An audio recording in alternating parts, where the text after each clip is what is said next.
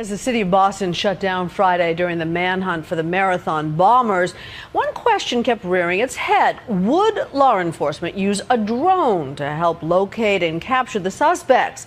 From controversial U.S. attacks on alleged terrorists in Pakistan and Afghanistan to do-it-yourself gadgets you can buy on the internet, drones seem to be everywhere. Martha Raddatz went to find out who's watching you. Landing gear, check. Radionics pod, check. On the outskirts of Miami, pilots from the Miami-Dade Police Department's aviation unit are assembling their newest tool in law enforcement. Weighing in at just under 20 pounds, this micro air vehicle, or MAV, is one of 2 drones in their arsenal and carries a payload of a single camera. It basically assists us in getting an aerial view for the ground units, the commanders, the incident commanders, and first responders on the scene so that they can better prepare to approach a situation. Miami-Dade is one of more than a dozen law enforcement agencies which are incorporating drones into daily operations, although their use is heavily regulated. We can't just sit and say, we're going to fly this thing from the station and we're going to surveil the city. That doesn't work that way. We can't fly over populated areas, or we can't fly near high rises. Straps in place? Check. Landing gear fastened? Check. Nightline recently visited during an exercise as the MAV flew in support of a SWAT team operating on the ground. In this simulation, a suspect has escaped from custody, and the MAV will be used to see in real time what is happening during the search. You're clear to launch. Clear to launch, MAV.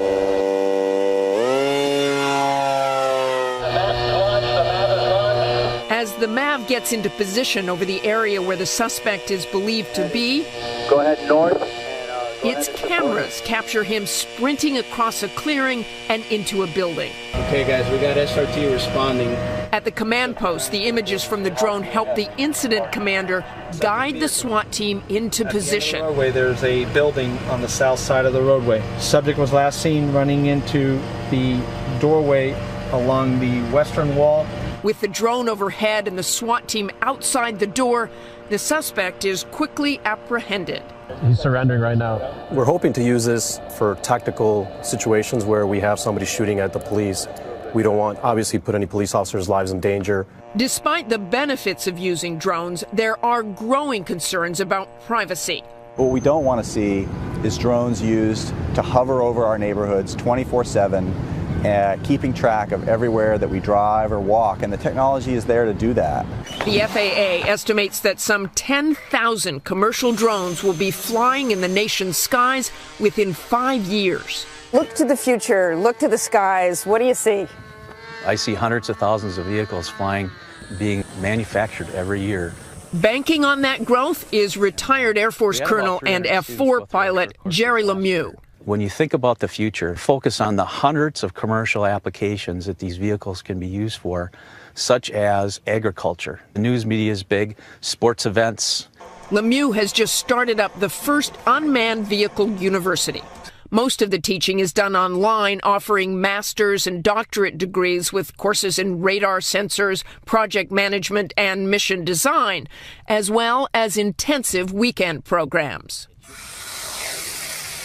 And for those like Justin Woody, who want to learn how to fly unmanned aerial vehicles, the university offers a 3-day hands-on course. In the future, what I want to do is get into what they call precision agriculture, so that I could go and help spot the troubled areas in the fields and help the farmers increase their crops. Okay, our turn? Our turn. Nightline dropped in on the latest session, held at a model airplane field in Sarasota, Florida.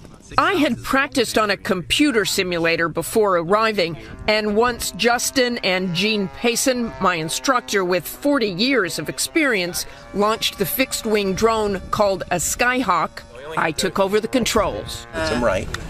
Good, some right. Yeah. Wearing goggles, I see what the Skyhawk sees. We're going to turn around 180 degrees, and we're going to be heading west. Okay. There. So there's the airport. Okay. There's the runway. Aim for that. I made a few laps over the airstrip, and then Justin brought the Skyhawk in for a landing. Okay, just keep the sticks level, and you're perfect. Down. There we go. Wow, Justin, perfect. But working with drones isn't all about flying. With the aerial cameras and other sensors, the university gives students a chance to operate those systems as well, using a helicopter-like drone that can hover. This one stays up for about 12 minutes all by itself. This drone carried a camera that could shoot videos and stills. Photographs give much higher resolution than video.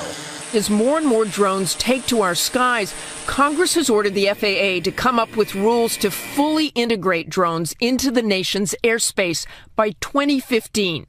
And Jerry Lemieux and his Unmanned Vehicle University will be standing by, controller in hand, with the next generation of ground pilots. Congratulations, you did a fine job. For Nightline, I'm Martha Raddatz in Sarasota, Florida. Yeah, there we go.